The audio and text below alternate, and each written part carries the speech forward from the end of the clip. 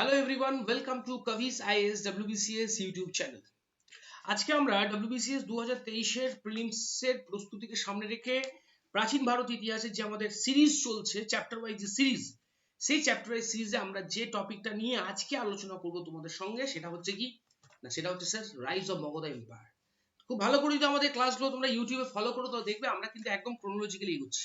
মানে অন্যান্য YouTube channel যেমন ভুলভাল করে ভুলভাল টপিক, বিক্ষিপ্তভাবে টপিক নিয়ে আলোচনা করে, আমরা কিন্তু সে পথে হাঁটছি না। কারণ আমরা মনে করি যে প্রিলিমসের পরীক্ষা খুব বেশি দূরে নেই। অতএব আমাদের এই মুহূর্তে যেটা খুব জরুরি যেটা, সেটা হচ্ছে দুটো কাজ করা। নাম্বার ওয়ান, সেটা হচ্ছে একবার ভালো করে রিভিশন দিয়ে দেওয়া, আর দুই হচ্ছে কি রিভিশন দেওয়ার পর এমসিকিউ প্র্যাকটিস করা। তো আমরা কিন্তু সেই ক্রোনোলজি মেনটেন করে এগোচ্ছি প্রাচীন ভারতের। ইতিমধ্যে আমরা এই আমাদের ইউটিউব চ্যানেলে, মানে কাভিশ আইএস WBCS ইউটিউব চ্যানেল, ইতিমধ্যে we have vividly described but discussed the topic like prehistoric culture, Indus Valley civilization, Vedic civilization, and also 16 Mahajanapadas.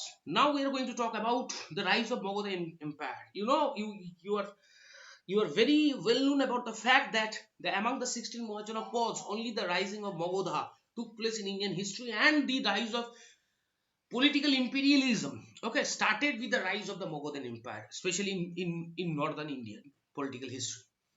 তো সুতরাং আমরা সেদিক থেকে কিন্তু আজকে মগধ সাম্রাজ্যবাদের উত্থান কিভাবে ঘটলো, 16টা মহাজনপদ, সেটা নিয়ে আলোচনা করব।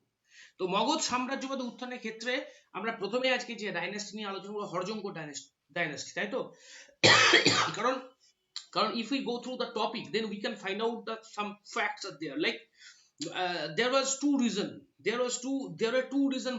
behind the rising of Magadha as a political empire. Like what that one was, একটা ছিল কি বলতো, প্রাকৃতিক কারণ, রাইট, আর আরেকটা হচ্ছে রাজনৈতিক কারণ।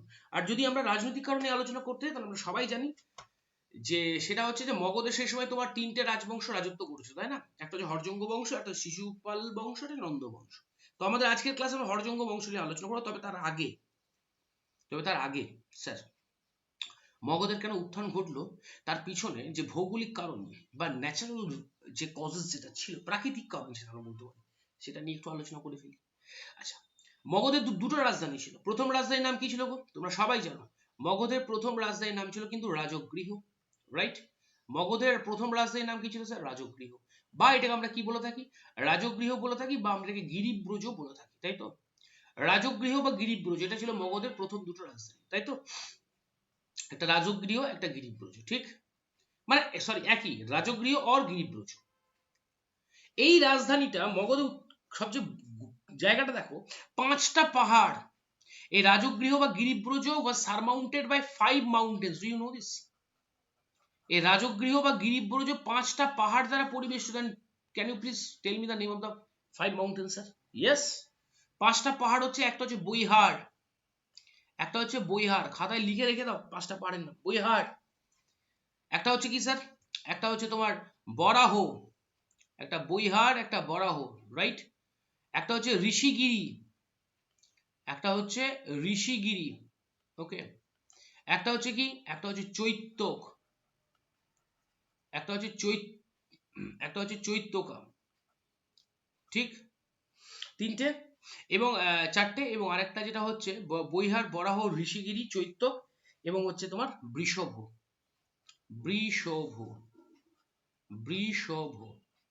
So this is the 5 mountains, my dear students. 5টা পাহাড়, এই 5টা পাহাড় সম্পর্কে মনে রাখবে। তার মানে তোমরা দেখো, যে শহরটা বা যে রাজধানীটা 5টা পাহাড় দ্বারা পরিবেষ্টিত থাকে, তাকে আক্রমণ করে দখল করাটা কার্যত অন্য শক্তির পক্ষে নেক্সট টু ইম্পসিবল, ঠিক?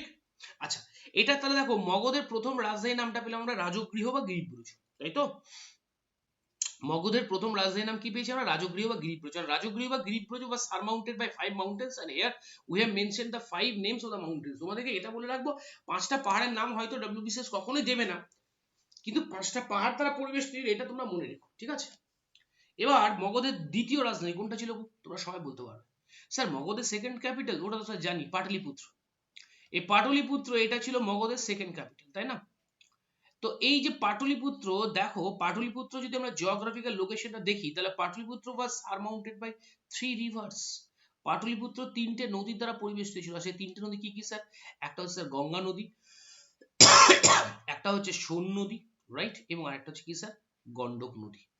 এই যে তিনটে নদীর দ্বারা পরিবেশিত গঙ্গা, সোন আর গন্ডক, ঠিক আছে, গঙ্গা, সোন আর গন্ডক এই তিনটে নদীর দ্বারা কিন্তু পাটলিপুত্র পরিবেশিত। So this is the fact.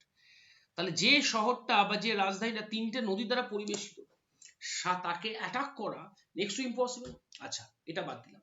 Magadha কোথায় অবস্থিত বলো? গঙ্গা যমুনা দোয়াব অঞ্চল, যেহেতু নদী বেষ্টিত তাই বলতে পারো নদী বিধৌত যে পলিমাটি, উর্বর পলিমাটি, সেটা তাদের ফার্টাইল ল্যান্ড, এই ফার্টাইল ল্যান্ড বলতে পারো কৃষি জমির পক্ষে বা কৃষিকাজের জন্য উপযোগী ছিল, রাইট? এবং সেকেন্ড থিং যেটা খুব ইম্পর্টেন্ট, মগধে প্রচুর আয়রন মাইন্স পাওয়া গিয়েছিল, স্যার আয়রন মাইন্স, লৌহ খনি, আর সেই লৌহ খনি থেকে বলতে পারো প্রাপ্ত বিপুল পরিমাণ লৌহ বা লোহা আয়রন, এই আয়রন বলতে পারো played a crucial role in establishing a strong economy and also কি না সেটা হচ্ছে using some কি বলবো strong armed innovation in the battle in the warfare। এই যে লোহা, এই লোহার প্রাপ্তির ফলে মগধে অর্থনীতি শক্তিশালী হয়। আর নাম্বার 2, যুদ্ধক্ষেত্রে লৌহ ব্যবহৃত অস্ত্রের ব্যবহারের জন্য সেটা মগধের পক্ষে সহায়ক হয়। যেমন স্যার ওই যে অজাতশত্রু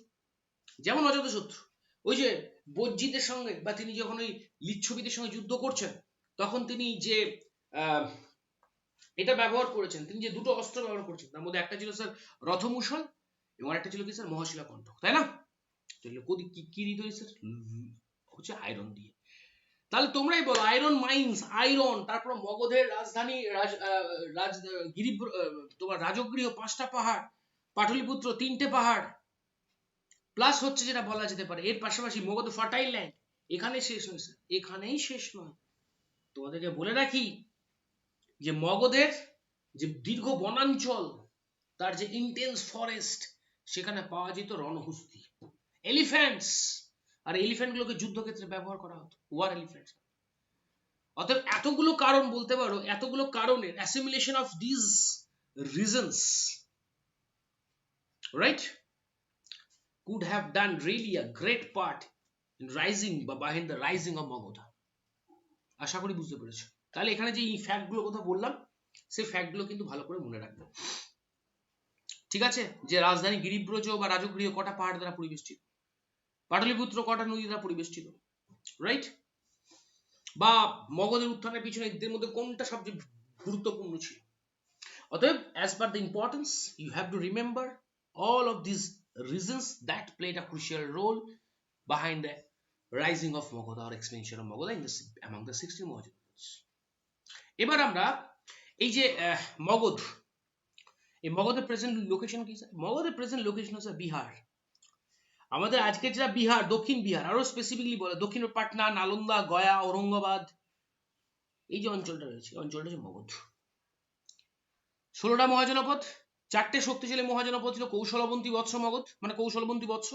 তারপরে 16টা মহাজনপদকে সাইড লাইন করে দিয়ে কিভাবে মগধ শক্তিশালী হলো, কিভাবে মগধের নেতৃত্বে সাম্রাজ্যবাদের সূচনা হলো, সেই আলোচনা করতে গেলে আমাদের চলে যেতে হবে রাজনৈতিক ইতিহাস। দেখো ভাই একটা কথা বলি তোমাদের, তোমরা জানো রাজনীতি ক্ষেত্রে কথা খুব ভালো করে কাটে, যে তুমি যদি খুব ভালো একজন কি বলবো, তুমি যদি একজন তোমার দলে যদি খুব ভালো এফিশিয়েন্ট স্টেটসম্যান থাকে, পলিটিশিয়ান থাকে, তাহলে তোমার কাছে যে সমস্ত সুযোগগুলো রয়েছে সেই সুযোগগুলোকে কাজে লাগিয়ে তুমি কিন্তু খুব ভালো একটা পোস্টে বা তোমার নেতৃত্বে একটা দল বা একটা কি বলবো একটা তোমার দেশ একটা খুব শক্তিশালী পজিশনে যাবে। কিন্তু তোমার যদি ভালো এফিশিয়েন্ট স্টেটসম্যান না থাকে, পলিটিশিয়ান না থাকে, তাহলে তুমি অনেক সুযোগ থাকা সত্ত্বেও সেই সুযোগটা কাজে লাগাতে পারবে না। মগধের ক্ষেত্রে ঠিক তাই হয়েছিল। মগধের এক তো তার সঙ্গে তার যে ন্যাচারাল রিসোর্সেস সেটাও ছিল, পাশাপাশি যেটা হলো সেটা হচ্ছে মগধের যে বলতে পারো এই ন্যাশনাল এই তাদের এই ন্যাচারাল রিসোর্সের কমপ্লিমেন্টারি ছিল কি জানো, তাদের হচ্ছে কি বলবো তাদের এফিশিয়েন্ট ডাইনাস্টিস লাইক হরজঙ্গ ডাইনাস্টি। আরে হরজঙ্গ ডাইনাস্টি কথা বলতে গেলে মাই ডিয়ার স্টুডেন্টস আমরা শুরু করবো কিন্তু বিম্বিসারকে দিয়ে। হরজঙ্গ ডাইনাস্টি কথা বলতে গেলে আমরা শুরু বিম্বিসারকে দিয়ে। Bimbisara, he was the founder of the Haryank Dynasty, he was the first ruler of Haryank Dynasty, and he was he was a contemporary of Gautam Buddha। তোমরা মনে রাখবে, রাইট? বিম্বিসার যে প্রশ্ন WBCS একাধিকবার এসেছে, যে বিম্বিসারের টাইটেল ছিল কি স্যার? শ্রেনিয়া, বা আমরা বলতে পারি সেনিকা। প্রত্যেকে মনে রাখবো এই শ্রেনিয়া বা সেনিকা, it was the title taken by Bimbisara। Bimbisara Bimbisara বলতে পারো তার দুটো পলিসি নিয়েছে মগধের সাম্রাজ্য বিস্তারের ক্ষেত্রে। নাম্বার ওয়ান, সেটা হচ্ছে number one, he was the first monarch to command a permanent army. তিনি হচ্ছেন প্রথম রাজা যিনি কিন্তু একটা শক্তিশালী সৈন্যবাহিনী রেখেছিলেন, নাম্বার ওয়ান। আর নাম্বার টু যেটা হচ্ছে যে he was the first monarch, he was the first monarch in ancient Indian history who converted marriage into a political relationship। হ্যাঁ, বিয়েকে রাজনৈতিক সম্পর্কে তিনি রূপান্তরিত করেছিলেন। প্রথমত একটা বিষয় তোমরা মনে রাখবে, বিম্বিসার যে রাজ্যটা একমাত্র যে রাজ্যটা তিনি যুদ্ধের মাধ্যমে জয় করেছেন সেই রাজ্যের হচ্ছে Anga. Anga is the only mahajanapada which was annexed by Bimbisara by the warfare. It was the one and only mahajanapada, একমাত্র মহাজনপদ যেটা বিম্বিসার অঙ্গ দখল করেছিলেন। and বিম্বিসার যে কারণে famous for is matrimonial relationship. Bimbisara কৌশল রাজ্যের সঙ্গে, কৌশল সেই সময়কার শক্তিশালী একটা মহাজনপদ, কৌশল রাজ্যের রাজা যার নাম হচ্ছে মহাকৌশল, তার মেয়েকে বিয়ে করলেন। কৌশল রাজ্যের রাজকন্যার সঙ্গে বিম্বিসারের ম্যাট্রিমোনিয়াল রিলেশনশিপ প্রতিষ্ঠা হয়। তাহলে যদি বলে বিম্বিসার যুদ্ধের মাধ্যমে যে রাজ্যটি জয় করেছেন সেই রাজ্যটির নাম কি স্যার? না, সেই রাজ্যটির নাম হলো কিন্তু অঙ্গ। আর বিম্বিসার, ঠিক আছে, কৌশল রাজ্যের সঙ্গে কিন্তু বৈবাহিক সম্পর্কে বা ম্যাট্রিমোনিয়াল রিলেশনশিপ আবদ্ধ হন। আর কৌশল রাজ্যের রাজকন্যাকে বিয়ে করার জন্য বিম্বিসারকে কৌশল রাজ্যের রাজা একটা রাজ্য দিয়েছিল, গিফট করেছিল, তার হচ্ছে কাশী, অ্যাজ এ ডাউরি, বরপণ হিসেবে। বরপণ হিসেবে বিম্বিসারকে এটা কিন্তু দান করেছিল, রাইট? আর কাশী লাভ, এই কাশী একটা মহাজনপদ, সরি, কাশী একটা মহাজনপদ ছিল। কাশী দখল করে গেছিল কৌশল। এবার কৌশল দেখলো যেই বিম্বিসারের সঙ্গে বিম্বিসারের সঙ্গে যেই কৌশলের মেয়ের, কৌশল রাজকন্যার বিয়ে হলো, কৌশল তার হাতে থাকা কাশী মহাজনপদটা বিম্বিসারকে বরপণ হিসেবে দিয়ে দিল। আর এই কাশী থেকে প্রতি বছর কত টাকা রাজস্ব আসতো? 1,00,000 কারসাপন। 1,00,000 কারসাপন, এই টাকাটা কাশী থেকে আসতো। মানে এই টাকাটা এবার কার পকেটে যাবে স্যার? বিম্বিসারের পকেটে যাবে। ক্লিয়ার? বিম্বিসার কৌশল ছাড়াও তিনি হচ্ছেন সেই সময়কার আরেকটা শক্তিশালী রাজ্য যাদের নাম ছিল লিচ্ছবি। সেই লিচ্ছবিদের তোমার সেই আমাদের সেই সেটা হচ্ছে ওই ওই এই যে লিচ্ছবি, এই লিচ্ছবি রাজবংশের রাজকন্যা যার নাম চেল্লোনা, এই চেল্লোনাকে তিনি বিয়ে করেছিলেন। কি বললাম স্যার? লিচ্ছবি রাজ্যের রাজকন্যা চেল্লোনাকে তিনি বিয়ে করেছিলেন, রাইট? চেল্লোনার পাশাপাশি বলতে পারো বিম্বিসার বিদেহ রাজকন্যা, এটা হচ্ছে তার সেকেন্ড ম্যারেজ। বিম্বিসারের তৃতীয় বিয়ে যেটা, সেটা হচ্ছে বিদেহ রাজকন্যা। এই বিদেহ রাজকন্যা যার নাম ছিল বাসবী, এই বাসবীকে বিম্বিসার বিয়ে করেছিলেন। এই বাসবী ছিলেন বিদেহ রাজকন্যা। আর 4 নাম্বার সেটা হচ্ছে মদ্র বা পাঞ্জাব, এই মদ্র রাজ্যের রাজা যার নাম ছিল খেমা, তাকে কিন্তু বিম্বিসার বিয়ে করেছিলেন। মদ্র রাজ্যের রাজকন্যা খেমা। তারপরে দেখো বিম্বিসার 4টি বিয়ে করেছে, এবং তার এই 4টি বিয়ে যদি পলিটিক্যাল ইকুয়েশনটা দেখো, তাহলে একটা বিষয় তোমরা খুব ভালো করে বুঝতে পারো, সেই সময়কার শক্তিশালী যে রাজ্যগুলো ছিল, প্রত্যেকটা রাজ্যের সঙ্গে তিনি কিন্তু he had a cordial relationship through his matrimonial alliance। এই জন্য বললাম he was the first monarch among the 16 মহাজনপদ who converted marriage into a political relationship, right? বা into a political diplomacy, রাজনৈতিক কূটনীতি। বিম্বিসার গান্ধার রাজের সঙ্গে তার ভালো সম্পর্ক ছিল স্যার। গান্ধার রাজা আমরা পড়েছি একটু আগে, এর আগের পার্ট 3 ক্লাসটা যদি দেখো ষোড়শ মহাজনপদ, সেখানে আমি গান্ধার রাজার নামটাও বলেছি। তাও আরেকবার বলে দিচ্ছি, বিম্বিসারের সঙ্গে যে গান্ধার রাজের ভালো সম্পর্ক ছিল তার নাম ছিল পুষ্কর সারি। এই পুষ্কর সারির সঙ্গে বিম্বিসারের ভালো সম্পর্ক ছিল। এবং পাশাপাশি আরেকটা কথা বলা যেতে পারে, বিম্বিসারের সঙ্গে অবন্তী রাজ্যের রাজা প্রদ্যুৎ, বিম্বিসারের সঙ্গে অবন্তী রাজ্যের রাজা প্রদ্যুৎর ভালো সম্পর্ক ছিল। এবং প্রদ্যুতের কাছে বিম্বিসার তার যে রাজ চিকিৎসক, সেই জীবককে পাঠিয়েছিলেন এই প্রদ্যুতের কাছে, মনে রেখো। এখানে দেওয়া আছে আমার বাকি অংশটা তোমাদের দেখে নিও। বিম্বিসারের পরে এবার চলে আসো অজাতশত্রু, মাই ডিয়ার স্টুডেন্ট। অজাতশত্রু বিম্বিসারের ছেলে। অজাতশত্রু বিম্বিসার তার সাম্রাজ্য পরিচালনার ক্ষেত্রে যতটা কি বলবো, যতটা মানে কর্ডিয়াল রিলেশনশিপ রেখেছিলেন, অজাতশত্রু আমলে মগধের সঙ্গে তার প্রতিবেশী রাজ্যগুলোর পলিটিক্যাল রিলেশনশিপ কিন্তু যথেষ্ট ডিটোরিয়েট করে। তার প্রমাণ হচ্ছে অজাতশত্রু আমলে দুটো যুদ্ধ হয় স্যার। একটা যুদ্ধ কি ছিল? একটা যুদ্ধ ছিল তিনি কৌশলের সঙ্গে, মগধ ভার্সেস কৌশলের সঙ্গে যুদ্ধে জড়িয়ে পড়েন। কেন? কারণটা কি? কারণটা হচ্ছে যেহেতু বিম্বিসারকে সরিয়ে তিনি সিংহাসনে বসলেন, বিম্বিসারের প্রধান মহিষী যার নাম হচ্ছে তোমার কৌশলা দেবী, তিনি তার স্বামীকে এইভাবে মানে বন্দি করে রেখেছে তার ছেলে অজাতশত্রু। এটা কৌশলা দেবী মেনে নিতে পারলেন না। ফলত কৌশলা দেবী তিনি আত্মহত্যা করলেন। তখন কৌশল রাজের রাজাকে না প্রসেনজিৎ? প্রসেনজিৎ দেখলো আচ্ছা আমার স্ত্রীকে আমার বোন কৌশল রাজ্যের রাজকন্যা ছিলেন যেহেতু কৌশলা দেবী, আর সেই হিসেবে কৌশল রাজ্যের রাজা হচ্ছেন তখন প্রসেনজিৎ, তাই প্রসেনজিতের বোন। প্রসেনজিৎ দেখলো আমার বোন এইভাবে যে মারা গেল, অকালে মারা যাওয়ার কারণ হচ্ছেন আমার এই কৌশল, সেই সময় মগধের রাজা অজাতশত্রু। তাই প্রসেনজিৎ রেগে গিয়ে অজাতশত্রুর কাছ থেকে তার বাবার আমলে যে মহাজনপদটা তাকে গিফট করা হয়েছিল অর্থাৎ কাশী, সে কাশীটা তিনি কেড়ে নিলেন। ব্যাস, অজাতশত্রু বলেন না আমার কাশী ফিরিয়ে দিতে হবে, অর্থাৎ কাশীকে নিয়ে মগধ ভার্সেস কৌশলের মধ্যে যুদ্ধ হলো। রাইট? যুদ্ধের ফলাফল স্যার কি হয়েছিল আমরা বলতে পারবো না, ইতিহাস অন্ত সেই বিষয়ে কোনো আলোকপাত করে না। কিন্তু যুদ্ধের পর আমরা দেখলাম যে এই কৌশল রাজ্যের রাজা প্রসেনজিৎ অজাতশত্রুর সঙ্গে, মানে যিনি হচ্ছেন বিম্বিসারের ছেলে, যার সঙ্গে তিনি যুদ্ধ করেছেন, অজাতশত্রুর সঙ্গে তিনি তার মেয়ের বিয়ে দিয়েছেন এবং তার মেয়ের নাম কি ছিল? বজিরা। মানে কৌশল রাজ্যের রাজা প্রসেনজিৎ যুদ্ধের পর অজাতশত্রুর সঙ্গে তার মেয়ে বজিরার বিয়ে দিচ্ছেন এবং আবার অজাতশত্রু তথা মগধকে পুনরায় আবার কাশী মহাজনপদটা কিন্তু ফিরিয়ে দিচ্ছে। ক্লিয়ার? গল্প শুনলে তথ্যটা মনে রাখবে। এরপর আমরা যেটা বলবো সেটা হচ্ছে তোমার